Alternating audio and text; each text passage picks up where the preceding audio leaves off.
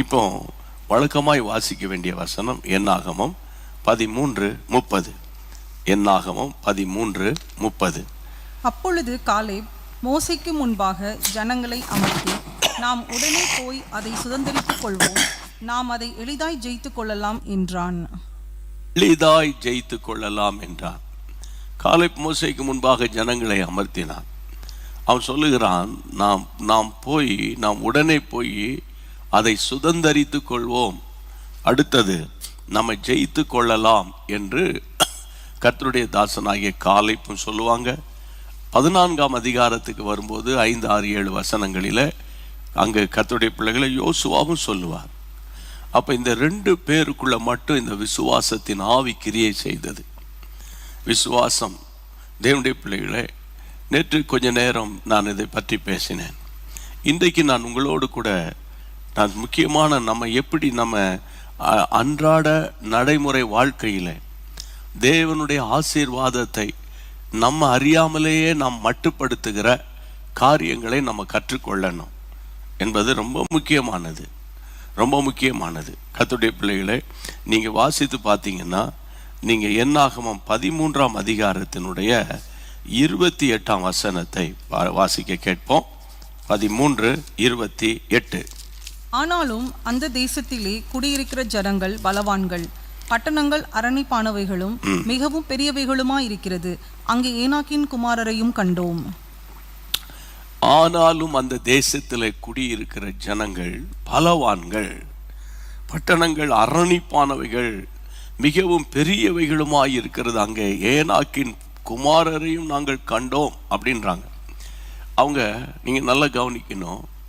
அதாவது நம்ம எந்த இடத்துல மிஸ்டேக் பண்ணுறோம் என்பது ரொம்ப முக்கியம். விசுவாசன்றது திடீர்னு ஓவர் நைட்டில் வந்துடாது, அல்லது ஒரு ஆலயத்துக்கு போகிறதுனாலையும் வந்துடாது. என்ன போல பிரசங்கியாருடைய பிரசங்கத்தை கேட்கறதுனாலையும் அந்த நேரம் வந்தா மாதிரி இருக்கும். நாங்கள் சொல்லுவோம், வாய்த்தன் சொல்லுங்கள், நீங்கள் சொல்லுவீங்க. அந்த நேரம் என்னமோ மனசுக்கு சமாதானமாக இருக்கும்.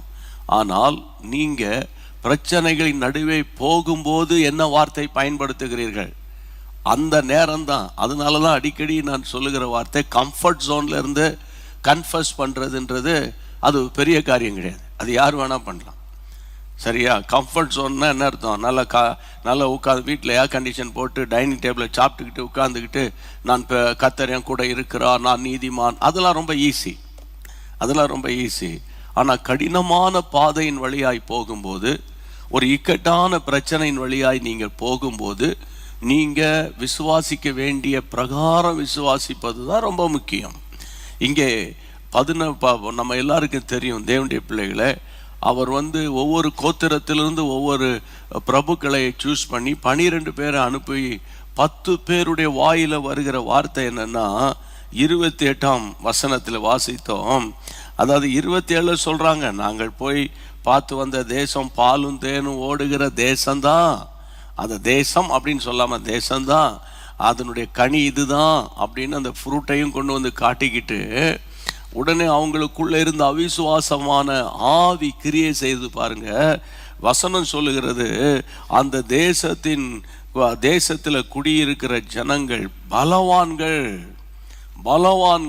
அந்த வார்த்தை பாருங்க, அவங்க எங்களை விட பயங்கரமான பலசாலிகள் என்று அவங்க சொல்லுகிறதை இங்கு சொல்லப்பட்டிருக்கிறது. நீங்கள் நல்லா கவனிக்கணும்.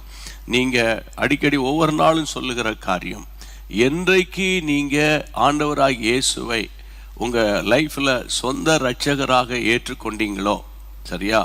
என்றைக்கு இயேசப்பாவை விசுவாசிக்க ஆரம்பிச்சிட்டிங்களோ, என்றைக்கு நீங்கள் பைபிளை படிக்க ஆரம்பிச்சிங்களோ, வாசிக்க ஆரம்பிச்சிங்களோன்னு சொல்லலை, நல்லா புரிஞ்சுக்கோங்க. வாசிக்கிறது வேற, படிக்கிறது வேற. பொதுவாகவே நம்ம கிறிஸ்தவ சபைகள்லையும் சரி, நம்ம வீடுகள்லையும் சரி, பைபிள் வாசித்தியான்னுவாங்க. நான் கேட்குறேன் உங்கள் பிள்ளைகளை பார்த்து, இங்கிலீஷ் வாசித்தியா, தமிழ் வாசித்தியா, எல்லாம் வாசித்தியான்னு சொல்கிறீங்க, படிச்சிட்டியான்றீங்க. ஆமாம், மேத்தமெட்டிக்ஸை ஒழுங்காக படிச்சியா, அப்புறம் ஃபிசிக்ஸை ஒழுங்காக படிச்சியா, கெமிஸ்ட்ரியை ஒழுங்காக படிச்சியா, பயாலஜியை ஒழுங்காக படிச்சியான்னு தாங்க. அவனை போய் வாசித்தியான்னு கேட்குறோம். இல்லை, ஆனால் பைபிளை மட்டும் வாசித்துட்டியா வாசித்துட்டேன் மடமடன்னு அப்படியே பேசிக்கிட்டே அங்கே பார்த்து இங்கே பார்த்துட்டு வாசிக்கிறதுனால தான் நம்ம வாசித்துக்கிட்டே போகிறோமே தவிர படிக்கிறது இல்லை. படிக்கணும். பைபிளை உங்களுடைய பிள்ளைகள் எப்படி பாட புத்தகங்களை படிக்கிறாங்களோ, பரீட்சைக்கு எப்படி படிக்கிறாங்களோ, அந்த நோக்கத்தோடு அதே போல் வேதத்தை படித்தாதான் கர்த்தருடைய பிள்ளைகளை அதனுடைய ஆழங்களை ஆண்டவர் சொல்லி கொடுப்பார்.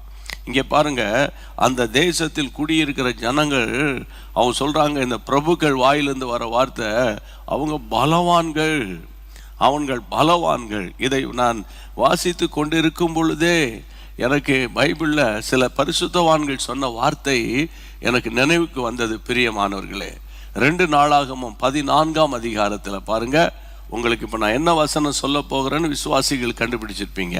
14ஆம் அதிகாரம் 11ஆம் வசனம், 2 Chronicles chapter 14 verse 11.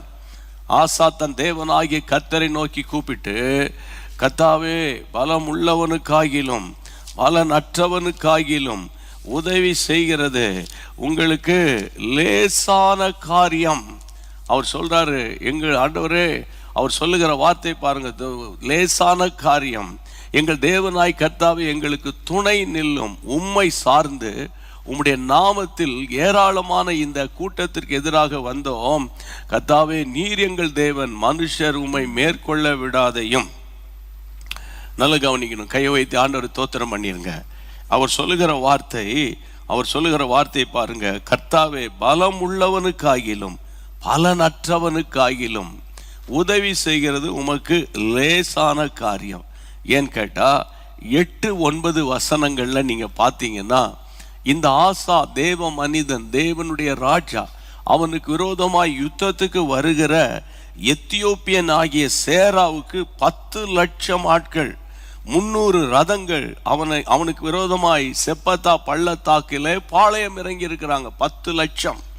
ஆனால் இந்த ஆசாவோடு கூட இருக்கிற அவனுடைய இராணுவத்தினுடைய நிலம் என்ன தெரியுமா? 8ஆம் வசனத்தை பாருங்கள். யூதாவிலே பரிசையும் ஈட்டியும் பிடிக்கிற 3 லட்சம், பென்யமீன் கேடகம் பிடித்து வில்லானற்றுகிற 2 லட்சம். இது 3 லட்சம் 2 லட்சம் தான் சொல்லிட்டு இருக்கான். ஆனா அவன் கையில, எதிராளி கையில 10 லட்சம் பேர் பைபிளை வாசிக்கிறோம். அப்புறம் 300 ரதங்கள் என்று பைபிளை வாசிக்கிறோம், படிக்கிறோம். தேவனுடைய பிள்ளைகளை, இந்த நாட்கள்ல நீங்க பாருங்க, இப்போ இப்படி பார்த்தா அந்த எதிராளி ஆகிய சேரா, எத்தியோப்பியனுக்கு தான் அதிகமான இராணுவ பலன் இருந்தது. ஆனால் ஆசாவின் கையில் இராணுவ பலன் இல்லை. ஆனால் அந்த நேரத்தில் அவர் ஐயோ நாங்க என்ன பண்ண போறோம் தெரியலையே அப்படி புலம்புனாரானா இல்லை. அவர் சொல்லுகிறார், பலம் உள்ளவனா இருக்கலாம், பலன் அற்றவனாக இருக்கலாம், ஆண்டவரே உதவி செய்கிறது உங்களுக்கு லேசான காரியம். கையை உயர்த்தி அப்படி வாய் தந்து 1 நிமிஷம் சத்தத்தை உயர்த்தி ஜெபம் பண்ணுங்க. அவங்க ரொம்ப பலவான்கள், அவங்க பயங்கரமான ஆட்கள், நாங்க ஒண்ணுமே இல்லை அப்படின்னு புலம்பிக் கொண்டு இருக்கிற தேவ பிள்ளையே, அன்றைக்கு தேவனுடைய நாமத்தினால சொன்ன கையை உயர்த்தி நல்ல ஜெபம் பண்ணணும், வாய் திறந்து ஜெபம் பண்ணணும். கர்த்தருடைய பிள்ளைகளை, ஆசா சொன்னது போல, பலன் உள்ளவனுக்காகிலும் பலன் அற்றவனுக்காகிலும் உதவி செய்கிற தேவனே, ஆமே, என் நாவில அவிசுவாசமான வார்த்தை வரவே வராது, வரவும் கூடாது. ஆமே, என்னை பலப்படுத்துகிற கிறிஸ்துவினாலே எல்லாவற்றையும் செய்ய எனக்கு பலன் உண்டு. ஆமேன். அடுத்தது 20ஆம் அதிகாரம் 12ஆம் வசனத்தில், அதாவது 2 Chronicles 2 நாளாகமம் 20ஆம் அதிகாரம் 12ஆம் வசனத்துல கர்த்தருடைய பிள்ளைகளை, யோசபாத் ராஜா ஒரு ஜெபம் பண்ணுவார். அவர் என்ன சொல்லுகிறார் பாருங்க, வாசியுங்கள். எங்கள் தேவனே, சத்தம் வாசிங்க. நியாயம் தீர்க்க மாட்டீரோ? எங்களுக்கு விரோதமாக வந்த இந்த ஏராளமான கூட்டத்திற்கு முன்பாக நிற்க எங்களுக்கு பலன் இல்லை. நாங்கள் செய்ய வேண்டியது இன்னதென்று எங்களுக்கு தெரியவில்லை. ஆகையால் உம்மையே நோக்கி கொண்டிருக்கிறது என்றான். எங்கள் கண்கள் உம்மையே நோக்கி கொண்டிருக்கிறது. அந்த வார்த்தை நீங்கள் கவனிக்க. எங்களுக்கு விரோதமாய் வந்த இந்த ஏராளமான கூட்டத்திற்கு முன்பாக நிற்க எனக்கு பலன் இல்லை ஆண்டவரே, நாங்கள் என்ன செய்யணும்னு எங்களுக்கு தெரியல ஆண்டவரே, ஆகையினால் நாங்க பயந்து போய் இருக்கிறோம் ஆண்டவரே. அப்படியா இருக்கு? ஆகையால் எங்கள் கண்கள் உம்மையே நோக்கி கொண்டிருக்கிறது. கர்த்தருடைய நாமத்தினாலே சொல்றேன் தேவனுடைய பிள்ளைகளே. அதாவது நீங்க பைபிளை பார்த்தீங்கன்னா 1 கொரிந்தியர் 1:27 பலவான்களை வெட்கப்படுத்தும்படி நம் ஆண்டவர் பலவீனமானவைகளை தான் தெரிந்து கொண்டிருக்கிறார். ஆமா, அதனால அவங்க பலவான்கள், அவங்க பெரியவங்க, நாங்க ஒண்ணு இல்லை. நான் ஒன்று உங்களுக்கு சொல்றேன் தேவனுடைய பிள்ளைகளே, இந்த நாட்களில உங்களுக்குள்ளே ரட்சிப்பு இருந்தால் அதுவே உங்கள் பலன். ஆமென். அடுத்தது அந்த ரட்சிப்பினால் வருகிற சந்தோஷம் இருந்தால் அதுவே உங்கள் பலன். அடுத்தது பரிசுத்த ஆவியானவருடைய வல்லமை இருக்குமானால் அதுதானே நமக்கு ஒரு வல்லமையான பலன். பரிசுத்த ஆவி உங்களிடத்தில் வரும்போது நீங்கள் பலன் அடைந்து அப்படின்னு தானே சொல்லி இருக்கிறது அப்போஸ்தலர் 1:8. அப்ப எப்படி உங்க நாவில ஐயோ நாங்க பலவான்கள் அல்ல, அவங்க தான் சத்துருவை நீங்க புகழக்கூடாது. சிலர் சாட்சி சொல்லும் போது சபைகளில் பார்த்தீங்கன்னா பிசாச புகழ்ந்து பேசிட்டு கிடப்பாங்க, பிரச்சனையை பெருசா பேசிட்டு இருப்பாங்க. 5 செகண்ட்ல பேச வேண்டியதை இவங்க 15 நிமிஷம் விவரிச்சுக்கிட்டு இருப்பாங்க. அது சாத்தானை சந்தோஷப்படுத்துகிற ஒரு காரியம். ஆமென். அப்ப இந்த நாட்கள்ல பாரத்தோடு உங்களுக்கு சொல்லி கொடுக்கிற சத்தியம் என்னன்னு கேட்டா, இங்க பாருங்க, அவங்க போய் பார்த்துட்டு அந்த 10 பிரபுகள் சொல்றாங்க அந்த தேசத்துல குடியிருக்கிற ஜனங்கள் பலவான்கள். அப்ப அவங்களுக்கு முன்னால இவங்க பலவீனரா இவங்களுக்கு தெரியுறான், இவன் என்ன பிரபு இவன். அப்ப இன்றைக்கு கர்த்தருடைய நாமத்தினால உங்க வாழ்க்கையில கடந்த கால போராட்டத்தின் நிமித்தம் நான் ஒண்ணு இல்லை, நான் அற்ப புழு பூச்சி நீங்க சொல்லிக்கிட்டு இருக்கலாம். ஆனால் ஒன்று சொல்லுகிறேன், ரட்சிப்பு என்ற ஆயுதமும் அபிஷேகம் என்ற ஒரு சர்வ ஆயுதமும் கர்த்தருடைய பிள்ளைகளை உங்களுக்குள் இருக்குமானால், ஆமே, எந்த பலவானையும் கர்த்தருடைய பிள்ளைகளை பலவீனப்படுத்துகிற ஒரு வல்லமைய என் ஆண்டவர் உங்களுக்கு தந்திருக்கிறார். ஆமேன். பவுல் அப்போஸ்தலன் சொல்றார் பாருங்க, வாசிங்க, எடுத்து வாசிங்க. 2 கொரிந்தியர் 12 2 கொரிந்தியர் 12:10 என்ன சொல்லுகிறது பாருங்கள். அந்தபடி நான் பலவீனமாய் இருக்கும் போதே பலமுள்ளவனாய் இருக்கிறேன். இது எப்படி சொல்ல முடியும்? பவுல் சொல்றார் பாருங்க, நான் பலவீனனா இருக்கும் போது பலன் உள்ளவனாய் இருக்கிறேன். இதுதான் கிறிஸ்தவ வாழ்க்கை, இதுதான் கிறிஸ்தவ வாழ்க்கை. அந்த வசனத்தை பாருங்க திரும்ப, நான் பலவீனமா இருக்கும் போது பலன் உள்ளவனாய் இருக்கிறேன். வாசியுங்கள்.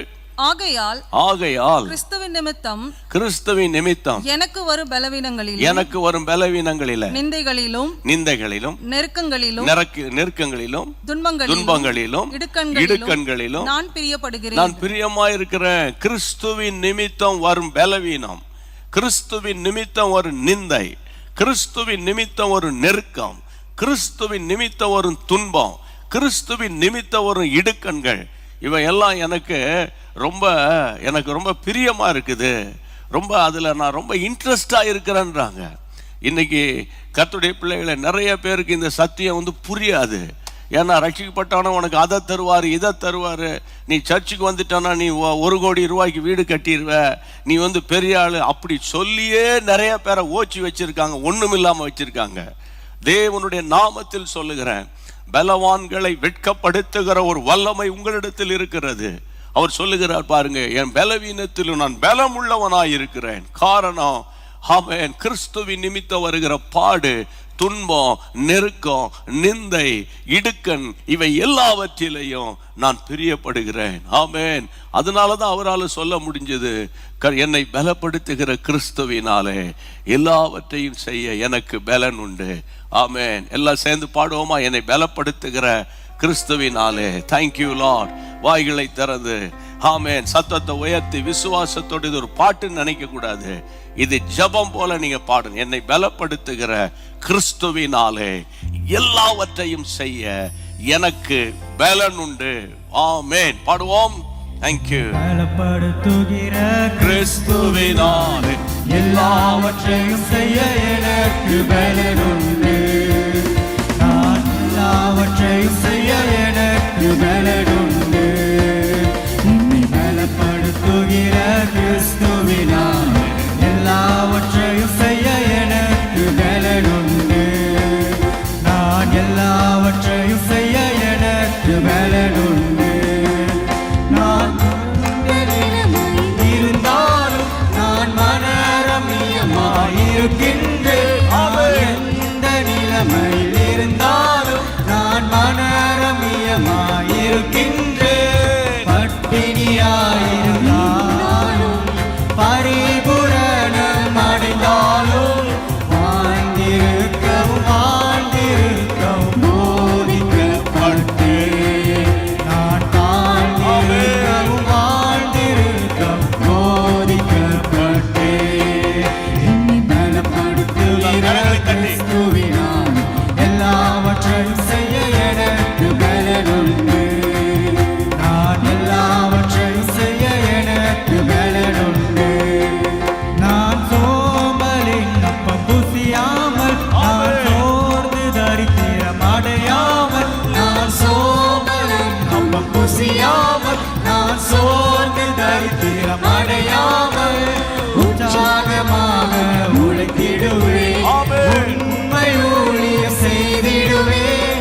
தேவனை அதிகாலை தோறும் தேடி கண்டடைவேன். தேவனை அதிகாலை தோறும் தேடி கண்டடைவேன். என்னை பலப்படுத்துகிற கிறிஸ்துவினால் எல்லாவற்றையும் செய்ய எனக்கு பலனுண்டு. நான் எல்லாவற்றையும் செய்ய எனக்கு பலனுண்டு. என்னை பலப்படுத்துகிற கிறிஸ்துவினால் எல்லாவற்றையும் செய்ய எனக்கு பலனுண்டு. நான் எல்லாவற்றையும் செய்ய எனக்கு பலனுண்டு. ஆண்டவருக்கு மகிமை உண்டாவதாக. இதுதான் கிறிஸ்தவ வாழ்க்கை. சோர்ந்து போயிடாதீங்க. மற்றவங்கள பார்க்காதீங்க, மற்றவங்கள கம்பேர் பண்ணாதீங்க. உங்களுக்குள்ள ஒரு விசேஷித்த குணம், விசேஷித்த கிருபை, விசேஷித்த ஒரு வைராக்கியம் இருக்கும். அது மற்றவங்களுக்கு இருக்காது. அதனால நாங்கள் இப்படி இருக்கிறோம், அவங்க அப்படி ஆயிட்டாங்க, அது பண்ணிட்டாங்க, இது பண்ணிட்டாங்க நினைக்காதீங்க. அவன் அவனுடைய விசுவாசத்தின் அளவின்படி, அவன் அவனுடைய கிருபையின் அளவின்படி, அவன் அவனுக்கு கர்த்தன் வைத்திருக்கிற ஆசீர்வாதத்தின் அளவு வித்தியாசம். அதனால என்ன போல நீங்க இருக்க முடியாது, உங்களை போல நான் இருக்க முடியாது இல்லையா? அதனால அந்தந்த நாளுக்குரிய கிருபைகளோடு நம்முடைய கோல், நம்முடைய நோக்கம் தேவனுடைய ராஜ்யத்தை சுதந்தரிக்கணும். கர்த்தருடைய ராஜ்யத்தின் எழுப்புதலுக்காக பிரயாசப்படணும். இந்த மாதிரி மைண்ட் செட்டப்பில் நீங்கள் இருங்க. அவன் வீடை கட்டிவிட்டான், அவன் காரை வாங்கிவிட்டான், எனக்கு இந்த வருஷம் 1 கோடி ரூபா வரும்னு ஆண்டவர் சொன்னார். இதெல்லாம் நீங்கள் சொல்லிட்டு கிடக்காதீங்க. அந்த கால பிரசங்கங்கள்லாம் இதெல்லாம் கிடையாது. நல்ல கர்த்தருக்குள்ளே சந்தோஷமாயிரு. பைபிள் எடுத்து நல்லா படிங்க, ஜெபம் பண்ணுங்க. அந்தந்த நாளுக்குரிய ஆசீர்வாதத்தை கர்த்தர் தருவார். அப்படியே விசுவாச வாழ்க்கையில் ஓடிக்கொண்டு வந்தோம். சரியா? அதே போல் நீங்கள் ஃபாலோ பண்ணுங்க. ஒரு நாள் நீங்கள் பின்னடைவதில்லை, பின்மாற்றம் அடைவது இல்லை. கர்த்தருக்கு ஸ்தோத்திரம். சரி, இந்த அவிசுவாசத்தினுடைய அடுத்த காரியம் நீங்கள் பார்த்தீங்கன்னா, அதே என்னாகமத்தின் புத்தகத்தில் நீங்கள் வாசிக்க வேண்டிய வசனம், நீங்கள் கர்த்தருடைய பிள்ளைகளை யாத்திரா அந்த என்னாகமத்தில் அவங்க சொல்லுகிற அடுத்த வசனத்தை நான் இன்றைக்கு உங்களுக்கு எடுத்து காண்பிக்க வேண்டும் என்று கர்த்தருடைய கிருபையினால் நிற்கிறேன். 13ஆம் அதிகாரத்தில் 29ஆம் வசனம், 29ஆம் வசனம் பாருங்க. அமலேக்கியர் தென்புறமான தேசத்தில் குடியிருக்கிறார்கள். ஏத்தியரும் எபூசியரும் எமோரியரும் மலை நாட்டில் குடியிருக்கிறார்கள். கானானியர் கடல் அருகேயும் யோர்தான் அண்டையிலும் குடியிருக்கிறார்கள் என்றார்கள். நல்லா கவனிக்கணும் கர்த்தருடைய பிள்ளைகளே. இப்போ இவங்க போயிட்டு வர்றாங்களே, இவங்க சொல்லுகிற ஸ்டேட்மெண்ட் தான் ரொம்ப முக்கியம். இவங்க ஒன்று, அங்கே இருக்கிற ஜனங்கள் பலவான்கள் தானுங்க, பயங்கரமான அவிசுவாசத்தின் ஆவி. அடுத்தது பாருங்க, அங்கே அமிலேக்கர் குடியிருக்கிறாங்க, எமோரியர் இருக்கிறாங்க, எபோசியர் இருக்கிறாங்க, ஏத்தியர் இருக்கிறாங்க. ஆமாம், அந்த கானானியர் கடல் அருகே அந்த சீஷோர் பக்கம் ஃபுல்லாக கானானியர்கள் வாழ்ந்துட்டு இருக்கிறாங்க. யார் வாழ்ந்தா உனக்கு என்னப்பா? அந்த இடத்தை நான் உனக்கு கொடுத்தேன் என்று ஆண்டவர் சொன்னது உனக்கு நினைவில்லையா? யோசித்து பாருங்க. 13ஆம் அதிகாரம் ஆண்டவர் முதல் 2 வசனங்களில் சொன்னார், நான் அந்த தேசத்தை உங்களுக்கு கொடுத்தேன் தானே சொல்லி அனுப்புறாரு. அது யாருமா நாங்கள் இருந்துட்டு போறாங்க, உங்களுக்கு என்ன வந்தது? இதிலிருந்து அந்த அவிசுவாசத்தின் ஆவி கொஞ்சம் மேலோங்கணும்னா உங்களுக்கு தெரியுமா, அங்கே அமிலேக்கர் இருக்கிறாங்க. இந்த அமிலேக்கரை ஏன் இவன் ரொம்ப அழுத்தம் கொடுத்து சொல்றான் அப்படின்னா, உங்க எல்லாருக்கும் தெரியும் கர்த்தருடைய பிள்ளைகளே, யாத்திராகமம் 17ஆம் அதிகாரத்திலேயே இந்த அமிலேக்கனுடைய கிரியைகளை கர்த்தர் வந்து மடங்கடித்து போட்டார். உங்க எல்லாருக்கும் ஞாபகம் இருக்கா? யாத்திராகமம் 17ஆம் அதிகாரத்தில் அப்போதுதான் இஸ்ரவேல் ஜனங்கள் அந்த 430 வருஷம் அடிமைத்தனத்தில் இருந்த அந்த ஜனங்களை மோசே போராடி ஆரோனும் போராடி அந்த ஜனங்களை விடுதலை ஆக்கி கொண்டு செங்கடலின் வழியா வர்றதுக்காக பிரயாசப்பட்டு வழியை கொண்டு வரும்போது தான் அவங்க வந்து வழி மறிக்கிறார்கள் என்று வேதத்தில் வாசிக்கிறோம். 8ஆம் வசனத்தை வாசிக்கலாம். யாத்திராகமம் 17:8 இது எழுதப்பட்டிருக்கிறது. அமலேக்கர் வந்து ரெவிதீமிலே இஸ்ரவேலரோடு யுத்தம் பண்றாங்க. நல்ல கவனிங்க, இந்த இஸ்ரவேல் ஜனங்களுக்கு அப்பெல்லாம் வந்து யுத்தம்னா என்னன்னே தெரியாது, அவங்களுக்கு எக்ஸ்பீரியன்ஸே கிடையாது, ஒரு அனுபவம் கிடையாது. ஆனால் அந்த நேரத்தில் அமிலேக்கர் வந்து அவங்களோட யுத்தம் பண்றாங்கன்னா என்ன அர்த்தம்? நீங்க முன்னேறக்கூடாது. அமிலேக்கனுடைய ஆவி, அமிலேக்கனுடைய ஸ்பிரிட் என்ன தெரியுமா? ஒரு தேவ மனுஷன் முன்னேறக்கூடாது, ஒரு ஊழியக்காரன் முன்னேறக்கூடாது. அவன் முன்னேறிட்டான்னு வைங்களேன், உடனே எரிச்சல் போட்டி பொறாம வந்துடும். ஒரு விசுவாசி முன்னேறிடக்கூடாது, அவங்க ஒரு ஆசீர்வாதத்துக்குள்ள போயிடக்கூடாது. இப்போ இவங்க டிராவல் வந்து எதை நோக்கி? கானானை நோக்கி. கானானுக்குள்ள போயிடக்கூடாதுன்னு அப்பமே அவன் வழியை மறிக்கிறான். அமிலேக்கு அப்படின்னா என்ன அர்த்தம்னா வழி மறிக்கிறவன், அமிலேக்கு வழி மறிக்கிறவன். இதை அறிஞ்சுதான் ஆண்டவர், சரியா நீங்க வாசித்து பாருங்க 1 சாமுவேல்ல ஆண்டவர் இப்போ எனக்கு அதை ஞாபகப்படுத்துறதுனால அதையும் நீங்க வாசித்துட்டீங்கன்னா இன்னும் நீங்க தனி ஜெபம் பண்ணும்போது நல்ல ஜெபம் பண்ணுவீங்க. அதாவது கர்த்தருடைய பிள்ளைகளே, 1 சாமுவேலின் புத்தகத்தை நீங்க திருப்பணும். அதுல வந்து 15ஆம் அதிகாரம் 2ஆம் வசனம். சேனைகளின் கர்த்தர் சொல்லுகிறது 15:2 வாசிங்க. சேனைகளின் கர்த்தர் சொல்லுகிறது என்னவென்றால், இஸ்ரவேலர் எகிப்திலிருந்து வந்தபோது அமலேக்கு அவர்களுக்கு வழிமறித்த செய்கையை மனதிலே வைத்திருக்கிறேன். வழிமறித்த செய்கையை நான் எங்க வச்சிருக்கிறேன்? மனதில் வைத்திருக்கிறேன். ஆண்டவர் பேசுறார் பார்த்தீங்களா? யாத்திராகமம் நல்ல கவனிங்க. யாத்திராகமம் 17ஆம் அதிகாரத்தில் நடந்த அந்த சம்பவத்தை ஆண்டவர் இங்கு 1 சாமுவேல் 15ஆம் அதிகாரத்தில் சவுலோடு கூட பேசுகிறார். இடைப்பட்ட காலம் எவ்வளவு காலம்? ஆனா ஆண்டவர் எப்பவுமே சத்துரு உங்களுக்கு விரோதமா எனக்கு விரோதமா போராடி வந்தானா ஆண்டவர் சும்மா விட மாட்டார். ஆண்டவர் பார்த்துக்கிட்டே இருப்பார். அதனால் நீங்க சோர்ந்து போயிடக்கூடாது. நீங்க விசுவாசத்துல உறுதியா இருந்து பிசாசை ஜெயித்தீங்கன்னா, எந்த மனுஷர்கள் உங்களை புறங்கூறினாலும் உங்களுக்கு விரோதமா கேவலமா பேசினாலும் நீங்க தோத்திரம் பண்ணிக்கிட்டு அமைதியா இருந்தீங்கன்னா சரியான நேரத்தில் கர்த்தர் தம்முடைய வல்லமை விளங்க பண்ணிடுவாரு. இவ பாருங்க, அமிலேக்கர் அங்க இருக்கிறாங்கன்னு சொல்றான் வந்து, இல்லையா? அமிலேக்கர் இருக்கிறாங்க. அப்புறம் யார் இருக்கு? அமிலேக்கர்னா உங்களுக்கு நான் இப்ப சொல்லி கொடுத்துட்டேன், அவன் வழி மறிக்கிறவன். அடுத்த திரும்ப வாசிங்க அந்த வசனத்துல. கர்த்தருடைய பிள்ளைகளை, நீங்க வாசிக்க வேண்டிய வசனம் என்னாகமம் திருப்பி கொள்ளுங்க. திரும்ப அந்த என்னாகமம் அதை அப்படியே வைத்துக் கொள்ளுங்கள். அங்க வாசிக்க வேண்டிய வசனம் என்னன்னு கேட்டா 29ல அமிலேக்கர் தென்புற தேசத்துல குடியிருக்கிறாங்க.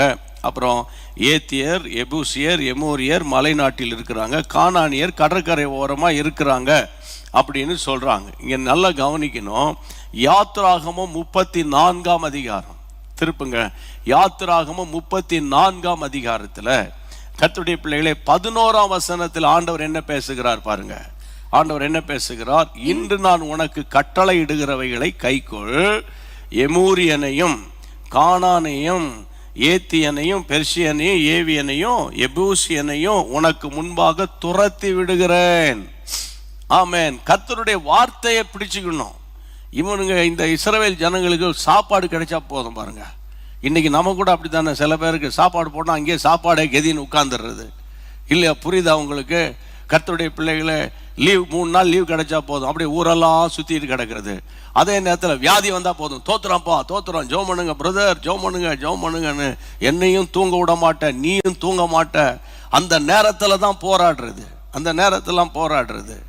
நான் என்ன சொல்கிறேன், அந்த நேரத்தில் மாத்திரம் போராடி ஆசீர்வாதத்தை வாங்கிக்கிட்டு கர்த்தருடைய பிள்ளைகளை இப்போ பாருங்க, ஃப்ரைடே சாட்டர்டே சண்டே, ஃப்ரைடே முடிஞ்சோடனே சாட்டர்டே சண்டே மண்டே வரைக்கும் 3 நாள் லீவ் கிடைச்சிது இல்லை? 3 நாள், அதில் 2 நாள் ஃபாஸ்ட் பண்ணி ஜோம் பண்ணியிருக்கலாம்ல? இல்லை ஃபாஸ்ட் பண்ணி ஜெபம் பண்ணியிருக்கலாம். அல்லது 15th ஆகஸ்ட் காலையிலேருந்து சாயந்தரம் வரைக்கும் உபவாசம் பண்ணி தேவ சமூகத்தில் 75 வருஷத்தை பார்க்குறோம். என்னத்தை நம்ம வாழ்க்கையில் தேசத்தில் எழுப்பதில் பார்த்தோம். ஒரு வியாகுலப்பட்டு ஜெபம் பண்ணியிருக்கலாம்ல. ஜெபம் பண்ணாதவங்களோடு நான் பேசுகிறேன். ஜெபித்தவங்க நாங்கள் ஜெபம் பண்ணோம் நீங்கள் சொல்கிறீங்க, ஸ்தோத்திரம் உங்களுக்காக. நமக்கு லீவ் கிடைச்சா அங்கே ஓடலாமா, இங்கே ஓடலாமா, கடற்கரைக்கு போகலாமா, மலைக்கு ஓடலாமா, இங்கே போகலாமா, அங்கே போகலாமா, அப்போ நீலாம் போக மாட்டியாயா அப்படின்னா நல்லா புரிஞ்சுக்கோங்க. முதலாவது தேவனுடைய ராஜ்யத்துக்கு முக்கியத்துவம் கொடுங்க. உலகத்துக்கும் உனக்கும் எனக்கும் உலகத்துக்கும் ஒரு வித்தியாசம் இருக்குது. உலக மனுஷனை போல வாழணும், இயேசுவும் வேணும் இல்லையா, இந்த பக்கம் பணமும் வேணும், அங்கே சோறும் வேணும், எல்லாம் வேணும், இயேசுவும் வேணும், எல்லாம் வேணும். அப்படி கிடையாது. இயேசு போதுமே என்றுதான் சொல்லணும். ஆமென். இயேசுவே நீர் எனக்கு போதும் அப்படின்னு சொல்லி பாருங்க. உங்களுக்கு 3 வேளை சாப்பாடு கிடைக்கும், உங்களுக்கு உடை கிடைக்கும், ஆண்டவர் உங்களுக்கு வேண்டியதை தருவார். கையை வைத்து ஆண்டவரை தோத்திரம் பண்ணுங்க. இங்க பாருங்க, இவங்களுடைய அவிசுவாசமான அடுத்தது அமிலேக்கரை கண்டோம், எமோரியரை கண்டோம், மலை நாட்டில் குடியிருக்கிறாங்க, கானானியர் கடல் அருகே யோர்தான் அண்டையிலும் குடியிருக்கிறார்கள் என்று இப்படிலாம் நீ ஏன் இதெல்லாம் விவரிச்சு பேசுற? பிரச்சனைகளை விவரிக்காதீங்க. சொல்றேன், சிலருக்கு சுய பரிதாபம்னு ஒன்று இருக்கு பாருங்க. சுய பரிதாபம் ஒண்ணுமே இருக்காது, அப்படியே அழுது அதை ஒப்பாரி வச்சு கூப்பாடு போட்டு. இப்ப நான் அழுதேன்னு வைங்களேன், நீங்களா அப்பா அப்படி அழுதாருப்பா அப்படின்னு நீ அரைக்கதவை பூட்டி அந்த ரங்கத்துல பிதாவோடு நீ அழுது ஜெபம் பண்ணு. கர்த்தருக்கு தோத்திரம். இந்த நாட்கள்ல இயேசுவின் நாமத்தினால சொல்றேன், உங்க பிரச்சனைக்காக போய் ஒப்பாரி வைக்க வேண்டாம். அவிசுவாசமான அவங்க யாரா இருக்கட்டும், அமிலேக்கனா இருக்கட்டும், எமோரியரா இருக்கட்டும், வேதத்துல வாசிக்கிறவங்கள ஏத்தியரா இருக்கட்டும், எபோசியரா இருக்கட்டும், இல்ல கானானியரா இருக்கட்டும், அவர் என்ன சொன்னாரு? யாத்திராகமம் 34:11 கர்த்தர் என்ன சொன்னாரு? அவர்களை உனக்கு முன்பாக நான் துரத்தி விடுகிறேன் என்று சொன்ன அந்த தேவனுடைய வார்த்தை எங்கே? அதுதான முக்கியம். கிறிஸ்தவ மார்க்கம் அந்த வேத வசனத்தின் மேல் கட்டப்பட்டிருக்கிறது. ஆமென். வசனத்தினால் கட்டப்பட்டிருக்கிறது. ஐயா, இந்த வார்த்தை தான் இன்றைக்கு ஒரு எழுப்புதலை இத்தனை வருஷ காலங்கள் ஆமென் உலகத்துல மேக்சிமம் கண்ட்ரீஸ்ல இந்த கிறிஸ்தவ மார்க்கம் பரவி இருக்கிறதற்கு காரணம் கேட்டா, கர்த்தருடைய பிள்ளை ஜீவனுள்ள தேவனுடைய வார்த்தை. அதை நீங்க பிடிக்கணும். ஆகவே கைகளை உயர்த்தி ஜெபம் பண்ணுங்க. இயேசுவே, உம்முடைய வாக்கு தத்தங்களை விசுவாசிப்பேன், உம்முடைய வார்த்தைகளை நான் நம்புவேன். ஆமாண்டவரே, அமிலேக்கனா இருக்கட்டும், அது ஏத்தியனா இருக்கட்டும், எபூசியரா இருக்கட்டும், எமோரியரா இருக்கட்டும், கானானியரா இருக்கட்டும், யாரா இருந்தா என்ன, நான் அந்த தேசத்தை சுதந்தரிப்பேன். ஆமென். ஆமென். நீங்க சுதந்தரிக்க முடியாதபடி உங்க வீட்டுல யாரெல்லாம் ஐயோ அவங்கெல்லாம் பெரியவங்க, எனக்கு யாருமே இல்லை, என் புருஷன் இல்லை, யாரும் இல்லை, எல்லாம் விட்டுட்டாங்க, போயிட்டாங்க, உலகத்துல எல்லாம் போயிட்டாங்க, இவங்களை எப்படி சமாளிக்கிறது, அவனை எப்படி சமாளிக்கிறது, இந்த பிரச்சனை எப்படி நான் சமாளிக்க போறேன்? இல்ல, என் மீட்பர் உயிரோடு இருக்கிறார். ராஹாபு ரியாந்தா ராஹா, கையை உயர்த்தி, என் மீட்பரே, என் ரட்சகரே, ஆமாண்டவரே, ராபாமா ராம்பா ராபா லாகா ராகா தாரா காபா, இயேசுவின் நாமத்தினால. ஆமா சொல்லிருங்க, அப்படியே கண்ண மூடி சொல்லுங்க, என் மீட்பர் உயிரோடு இருக்கிறார், என் மீட்பர் உயிரோடு இருக்கிறார். ராக்காலா பௌந்தாரா ஹாந்தாரா பௌதாராபா. எல்லாரும் கையை உயர்த்தி நம்ம அடிக்கடி சொல்லுவோம் இல்ல, என் மீட்பர் உயிரோடு இருக்கிறார். சொல்லுங்க, என் மீட்பர் உயிரோடு இருக்கிறார். என் மீட்பர் அவன் அமிலேக்கன் வழி மறிக்கிறவன், என் லைஃபை வழி மறிச்சான், என் பிள்ளையின் லைஃபை வழி மறிச்சான், என் பரிசுத்தத்தை வழி மறிச்சான், என் ஜெப வாழ்க்கையை வழி மறிச்சான், என்னுடைய பினான்சியல் ஸ்டேட்டஸை கெடுத்து போட்டுட்டான், என்னுடைய வர வேண்டிய வேலையை வழி மறிச்சான். ஓ ஹல்லேலூயா. எனக்கு வரக்கூடிய சொத்துக்களை வழி மறிச்சான். ஆனாலும் என் மீட்பர் உயிரோடு இருக்கிறீர். கையை உயர்த்தி ஸ்தோத்திரம் பண்ணுங்க. நாங்க இங்க இருந்து பாடுவோம், நீங்கள் அப்படியே ஜெபத்தோடு பாடும்படி நான் கேட்கிறேன். ஆமென்.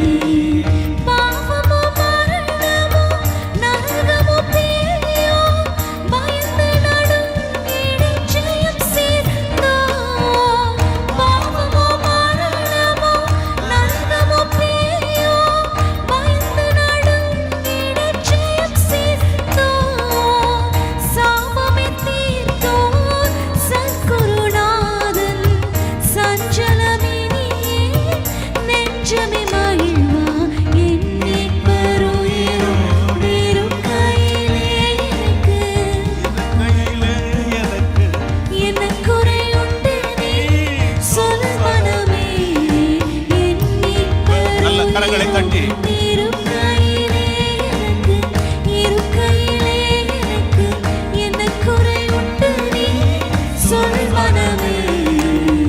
கவலைகள் தீர்ப்பார், கண்ணீர் துடைப்பார், கடைசி மட்டும் கைவிடாதிருப்பார். கவலைகள் தீர்ப்பார், கண்ணீர் துடைப்பார், கடைசி மட்டும் கைவிடாதிருப்பார். பாவமணி பழிப்பார், பாக்கியம் கொடுப்பார், பரம பதவியினுள் என்றனை எடுப்பார். என் மீட்பருயிரும் இருக்கையிலே என்ன குறை உண்டு நீ சொல் மனமே. என் மீட்பருயிரும் இருக்கையிலே என்ன குறை உண்டு நீ சொல் மனமே. என் மீட்பருயிரும் இருக்கையிலே எனக்கு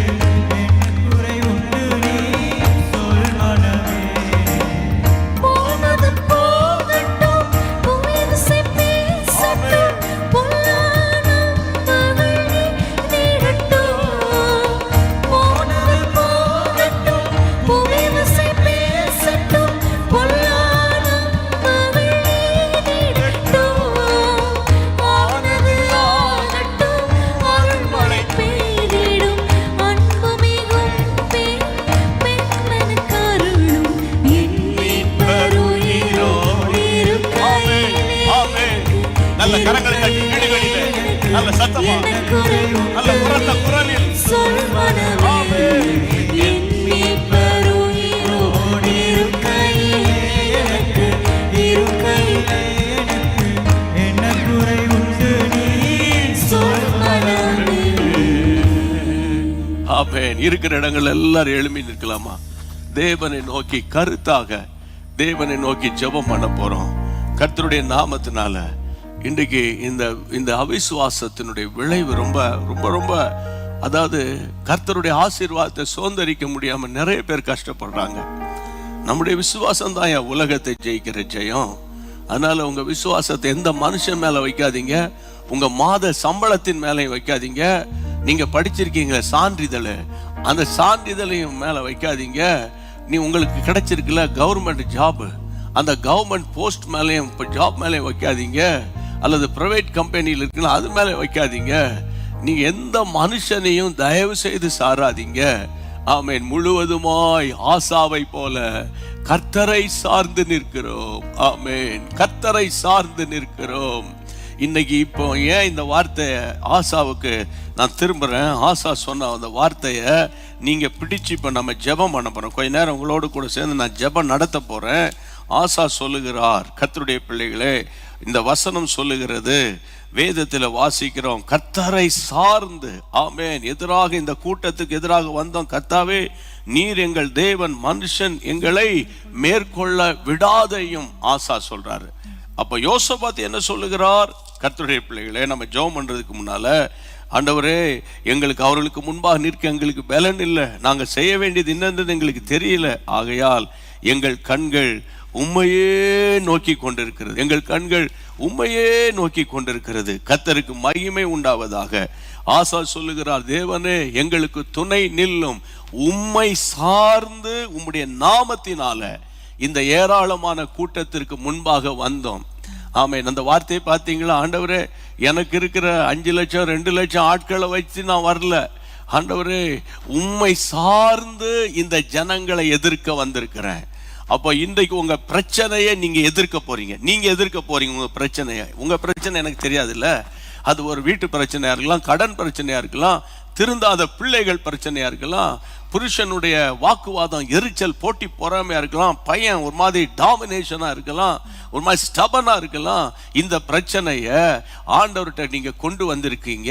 இந்த நேரத்தில் சொல்லுங்க, என்னால எதிர்க்க முடியல ஆண்டவரே, என்னால போராட முடியல ஆண்டவரே, எனக்கு பணமும் இல்லை, பலனும் இல்லை, அறிவு இல்லை, தாளந்து இல்லை, திறமை இல்லை, ஒண்ணுமே இல்லை ஆண்டவரே, ஆனால் உம்மை சார்ந்து நிற்கிறேன் ஆண்டவரே. கைகளை உயர்த்தி நீங்க ஜெபிங்க. உம்மை சார்ந்து நிற்கிற சிலர் எனக்கு விரோதமா சிலர் சூனியம் வச்சிருக்கிறாங்க, நாங்க முன்னேறக்கூடாதபடி பில்லி சூனியம் வச்சிருக்கிறாங்க, எங்க பிள்ளைகள்லாம் ஆசீர்வாதமா இருக்கக்கூடாதுன்னு சொல்லி சில போராட்டம் வந்திருக்குது அப்படின்னா அதெல்லாம் இருக்கட்டும் ஒரு மூலையில. இயேசுவே உம்மை சார்ந்து, எல்லாரும் கரங்களை உயர்த்தி உம்மை சார்ந்து எல்லாம் சொல்லுங்க, உம்மை சார்ந்து ஆண்டவரே.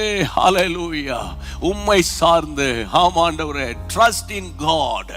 ஆமா, கர்த்தரை சார்ந்து, கர்த்தரை சார்ந்து. ஹல்லேலூயா. thank you lord. ஆமா ஆண்டவரே, என் பணத்தை சார்ந்து அல்ல, எனக்கு சொந்தக்காரங்க தெரியும், எனக்கு அந்த ஃப்ரெண்ட்ஸ் தெரியும், அல்லது எனக்கு அந்த முதலாளி தெரியும், அல்லது அந்த அரசியல் தலைவர்கள் தெரியும், அல்லது அந்த அதிகாரி எனக்கு தெரியும், அல்லது அவங்க எனக்கு அந்த சீட்டை வாங்கி கொடுத்தாருன்னு சொல்லியிருக்காங்க, அதெல்லாம் தூக்கி தூர ஏறிங்க. இயேசுவே உம்மை சார்ந்து. ரீபாமா ஹோலா பஹாந்தாரா போஷாந்தாரா. உம்மை சார்ந்து என் மகள் லைஃப்ல வந்திருக்கிற பொல்லாத பிசாசின் கிரியைகளை உம்மை சார்ந்து நான் எதிர்க்கிறேன். என் மகனுக்கு விரோதமாய் எழும்பி இருக்கிற விக்கிரக ஆவிகளின் கிரியைகளை, உலகத்தின் ஆவியின் கிரியைகளை உம்மை சார்ந்து நான் எதிர்க்கிறேன். என் தொழிலுக்கு வந்த போட்டி பொறாமைகளை ஆண்டவரே உம்மை சார்ந்து நின்று எதிர்க்கிறேன். இயேசுவின் நாமத்தில் எனக்கு விரோதமாய் வந்திருக்கிற இந்த பலவீனம், இந்த வியாதிகளை, இந்த போராட்டங்களை ஆண்டவரே, ஆண்டவரே உம்முடைய நாமத்தினாலே உம்மை சார்ந்து அந்த வியாதிகளை துரத்துகிறேன்.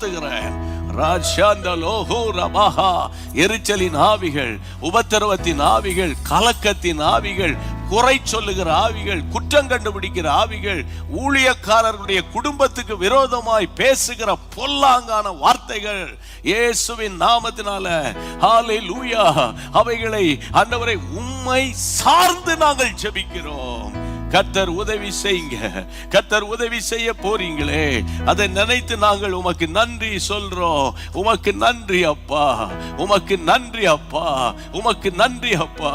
அவிசுவாசமான வார்த்தைகளின் விளைவு ஆண்டவரே பெரிய போராட்டம், உபத்திரவம், அமலேக்கனா இருக்கட்டும், ஆண்டவரே எமோரியனா இருக்கட்டும், ஏவியனா இருக்கட்டும், எபோசியரா இருக்கட்டும், கானானியரா இருக்கட்டும், யாரா இருந்தா என்ன, அந்த தேசத்துல அந்த பொல்லாத இன ஜாதி மக்களை நீங்க துரத்துவேன் என்று சொன்னீரே. யாத்திராகமம் 34:11 துரத்துகிற தேவன். ஆமென். சொல்லுங்க, என் குடும்பத்தில் நுழைந்திருக்கிற பொல்லாத பயத்தின் ஆவியை துரத்துகிற தேவன். ஆமென். என் பிள்ளைகளுக்குள்ள இருக்கிற அந்த டாமினேட்டிவ் ஸ்பிரிட், ஆமா ஆண்டவரே, அந்த ஆண்டவரே அடமெண்ட் கேரக்டரை துரத்துகிற தேவன். ஆமென். இயேசுவின் நாமத்தில் என் பிள்ளைகளுடைய திருமண வாழ்க்கையை தடுத்து நிறுத்தி இருக்கிற பொல்லாத அந்த தடை பண்ணுகிற அமலேக்கியனுடைய கிரியைகளை துரத்துகிற கர்த்தர் இயேசுவின் நாமத்தினால, இயேசுவின் நாமத்தினால எல்லாம் சொல்லுங்க, இயேசுவின் நாமத்தினால, இயேசுவின் நாமத்தினால. ஷாந்தா பௌதாந்தா பஹாலா அலமாதா லாகா பூதா லாகா. இயேசுவின் நாமத்தினால, இயேசுவின் நாமத்தினால எனக்குள்ளே விசுவாசம் மேலோங்க முடியாதபடிக்கு, என்னுடைய விசுவாசம் கிரியை செய்ய கூடாதபடிக்கு, எனக்கு முன்பாக இருக்கிற கலக்கத்தின் ஆவி, சந்தேகத்தின் ஆவி, ஆமென், சந்தேகத்தின் ஆவி இயேசுவின் நாமத்தினால ஆமென் என் சிந்தையை விட்டு வெளியேறும்படி நாங்கள் அதட்டி ஜெபிக்கிறோம். இயேசுவின் நாமத்தில் அதட்டி ஜெபிக்கிறோம். கர்த்தாவே, இந்த ஜெபங்கள் எல்லாம் கேட்டு உம்முடைய பிள்ளைகளை இன்றைக்கு சாயந்தரம் உயிர்ப்பித்துக் கொண்டிருக்கிற சிலர் தனியாக வீடுகளில் ஜெபிக்கிறதை நான் உணர்கிறேன் அப்பா. ஆண்டவர் சொல்லுகிற வார்த்தை என்னன்னா, அவங்க தனியாக அல்ல, என் ஆண்டவர் அங்கு ராஜரீகம் பண்ணுகிறீர். ஆமே ரிபாலியாந்தோரோஹோ. பலவீனமான நாட்கள்ல என் ஆண்டவருடைய பலன் உங்களை தாங்குகிறது. ஆமென். அதிசயம் டிவிக்கு முன்பாக உட்கார்ந்து ஜெபம் பண்ணி கொண்டிருக்கிற தேவ பிள்ளைகளே, ஷம்மா டிவிக்கு முன்பாக உட்கார்ந்து, அந்த கோல்டன் காஸ்பல் டிவிக்கு முன்னால உட்கார்ந்து ஜெபம் பண்ணிக்கிட்டு இருக்கிற தேவ பிள்ளைகளே, ஆமென். கர்த்தர் உங்களை பலப்படுத்துகிறார். கர்த்தர் உங்களை பலப்படுத்துகிறார். Hebron TV, faith TV, new TV, grace டிவிக்கு முன்னாலலாம் உட்கார்ந்து ஜெபித்துட்டு இருக்கிற பிள்ளைகளே, அதே போல சத்தியம் காஸ்பல் அந்த யூடியூப் சேனல்ல உட்கார்ந்து ஜெபம் பண்ணிட்டு இருக்கிற தேவ பிள்ளைகளே, ஆமென். ஜாய் டிவில உட்கார்ந்து ஜெபம் பண்ணிட்டு இருக்கிற தேவ பிள்ளைகளே, ஆண்டவர் உங்களை கிராஸ் டிவிக்கு முன்பாக அந்த யூடியூப் சேனல்ல இருக்கிற பிள்ளைகளே, கர்த்தர் உங்களை உயிர்ப்பிக்கிற நேரம். ஆமென், ஆமென். எல்லா விதமான அவிசுவாசத்தின் ஆவிகளை துரத்தி ஜெபிக்கிறோம். தொடர்ந்து கர்த்தர் எங்களுக்கு கற்றுத்தாரும். ஆண்டவரே, பைபிள் வாசிக்கிறவர்களாக அல்ல, பைபிளை கருத்தாக, ஒழுங்காக, கிரமமாக படிக்கிறவர்களாக எங்களை மாற்றி தம்முடைய வல்லமை உள்ள நாமத்தை மகிமைப்படுத்தும். ஆமென். கர்த்தர் ஜெபத்தை கேட்டபடியால் மறுபடியும் என்னை பலப்படுத்துகிற கிறிஸ்துவினாலே என்ற அந்த அருமையான பாடலை ஸ்தோத்திரம் பண்ணி பாடுவோம். கர்த்தருடைய நாமம் நிச்சயமா மகிமைப்படும். ஆமென். Thank you. பலப்படுத்துகிற கிறிஸ்துவினால் எல்லாவற்றையும் செய்ய எனக்கு பலனுண்டு. நான் எல்லாவற்றையும் செய்ய எனக்கு பலனுண்டு. என்னை பலப்படுத்துகிற கிறிஸ்துவினால் எல்லாவற்றையும் செய்ய எனக்கு பலனுண்டு. நான் எல்லாவற்றையும் செய்ய எனக்கு பலனுண்டு. நான் எந்த நிலைமையில் இருந்தாலும் நான் மனரம்யமாய் இருக்கின்றேன். நான் எந்த நிலைமையில் இருந்தாலும் நான் மனரம்யமாய் இருக்கின்றேன். பட்டினியாய் இருந்தாலும் பரிபூரணம் அடைந்தாலும் தாழ்ந்திருக்கவும் வாழ்ந்திருக்கவும் போதிக்கப்பட்டேன். நான் தாழ்ந்திருக்கவும் வாழ்ந்திருக்கவும் போதிக்கப்பட்டேன். என்னை பலப்படுத்துகிற கிறிஸ்துவினால் எல்லாவற்றையும் செய்ய எனக்கு பலனுண்டு. நான் எல்லாவற்றையும் செய்ய எனக்கு பலனுண்டு. ஆண்டவருக்கு மகிமை உண்டாவதாக. கர்த்தருக்கு ஸ்தோத்திரம். இது சும்மா வாய்க்கு வந்த மாதிரி எழுதல, அவிசுவாசமா எழுதல. அப்போஸ்தலனாகிய பவுல் சொன்னதை சாராள் நவரோஜி அம்மா ஜெபத்தோடு எழுதி பாடியிருக்காங்க. இதுதான் அந்த கிறிஸ்டியன் ரியாலிட்டி, கிறிஸ்டியன் லைஃப். புரியுதா உங்களுக்கு? எமோஷனல் லைஃப்லாம் அது வேற எங்கேயோ போயிடணும், அதெல்லாம் கிடையாது. அந்த ரியாலிட்டியே இதுதான் ஐயா. அதனால கர்த்தருக்குள்ளே சந்தோஷமா இருங்க. ஆண்டவர் நிச்சயமாய் நடத்துவார். எல்லாரும் வலது கரத்தை உயர்த்தி சொல்லுங்க. என் ஆத்துமாவே கர்த்தரை ஸ்தோத்திரி, என் முழு உள்ளமே அவருடைய பரிசுத்த நாமத்தை ஸ்தோத்திரி. என் ஆத்துமாவே கர்த்தரை ஸ்தோத்திரி, கர்த்தர் செய்த சகல உபகாரங்களை மறவாதே. Thank you. God bless you.